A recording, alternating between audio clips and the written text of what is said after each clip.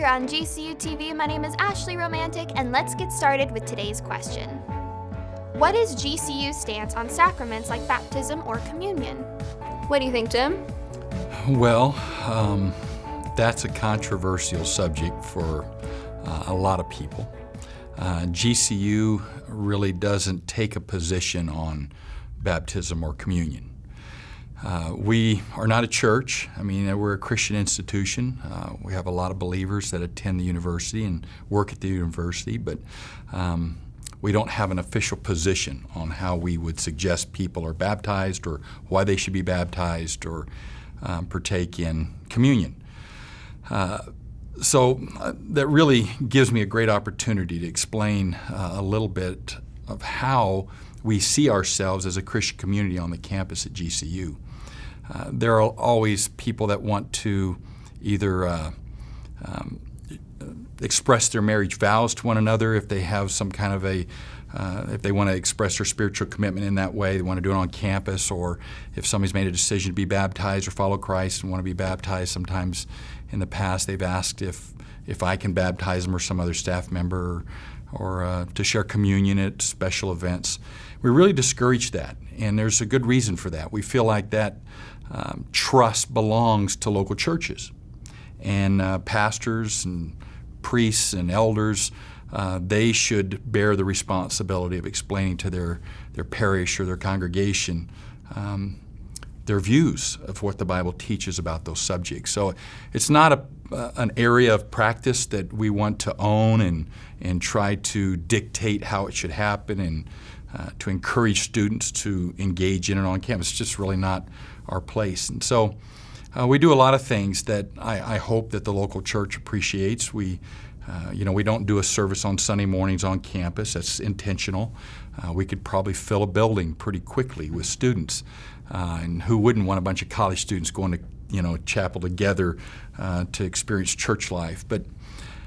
And that's on purpose because we want students to go be a blessing to the surrounding neighborhoods and surrounding congregations that they might choose to be a part of, and go serve there and serve the surrounding community. We get plenty of time to do that, living in residential space or eating in the different eateries around campus or up and down the promenade or whatever. You get a lot of opportunities to fellowship in that way. But I think local churches could really benefit from college students being a part of their congregation, their experiences. And so we've made some really intentional decisions to not embrace certain practices or activities on our campus so that students will go seek those things out at local fellowships, local churches.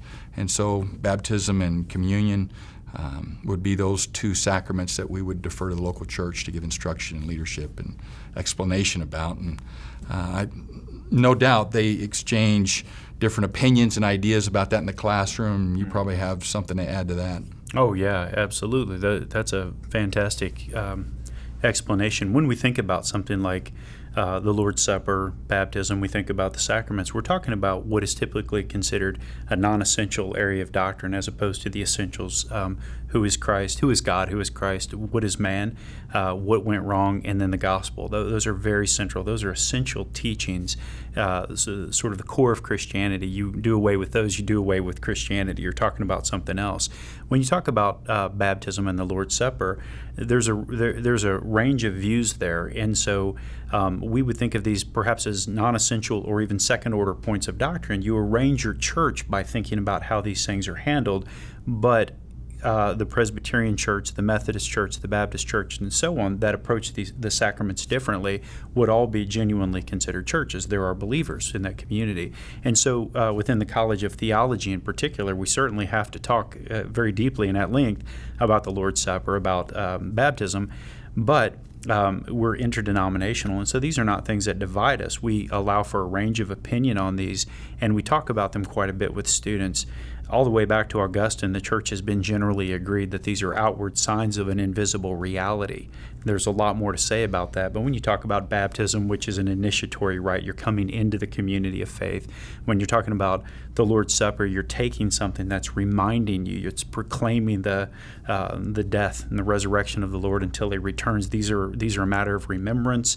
They're symbolic, but the symbolism is profound. It has to do with our relationship with God, and we do it in community, so our relationship with others. And it's troubling how much these things divide us at points, but if we can recognize that they're non-essential, that they're absolutely vital to the life of the church, I think it's really helpful. And the fact that GCU is not the church is also a helpful distinctive. There's nothing wrong about us doing what we do. We're much more of a parachurch organization. We serve the church. We do that which is specialized, runs parallel to the full-blown ministry of a local church, but we specialize in education. We recognize we're not the church, and so we don't become involved in some of the things that the local church would, and we're very dependent on the local church community because of that, and I think rightly so. Okay, well, I hope that answers your question. And as always, if you have a question or a comment, please feel free to send it to us at trendingfaith@gcu.edu or use the hashtag trendingfaith.